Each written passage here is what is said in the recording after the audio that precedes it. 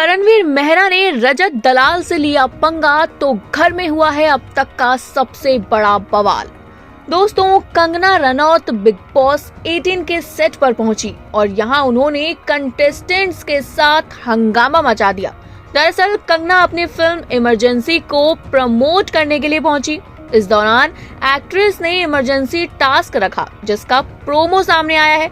Promo में आप देखेंगे कि करणवीर मेहरा और रजत दलाल के बीच एक बार फिर बहस होगी और बाद में ये बहस इतनी बढ़ जाती है कि रजत करणवीर मेहरा के चेहरे पर कीचड़ फेंक देते हैं।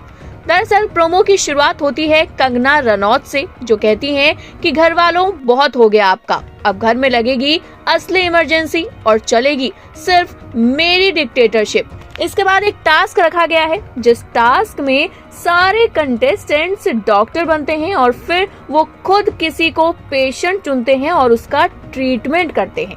पहले करणवीर मेहरा और अविनाश डॉक्टर बनते हैं और रजत को बुलाते हैं। अविनाश बोलते हैं कि दाढ़ी के बिना आप खुद को देखना चाहेंगे। रजत बोलते हैं आप जो कर लो हो सके तो। इसके बाद करण सच में रजत की दाढ़ी काट देते हैं। ये सारी चीजें तब होती हैं जब रजत दलाल ने करण को क्लियरली कहा कि आपके पास स्ट्रीमर है और दाढ़ी ये रही, हिम्मत है तो काट लो। और करणवीर मेहरा ने यहाँ रजत दलाल के साथ सीधा सीधा पंगा लिया, सच में ट्रिमर से उनकी दाढ़ी को ट्रिम कर दिया। इसके बाद घर में हुआ हंगामा, रजत दलाल बुरी तरह से भड़कते नजर आए हैं।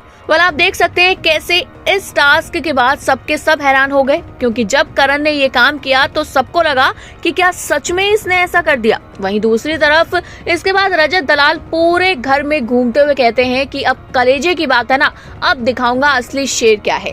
इसके बाद आप देखेंगे कि रजत करणवीर को बुलाते हैं और उनके मुंह पर डायरेक्ट कीचड़ फेंक देते हैं।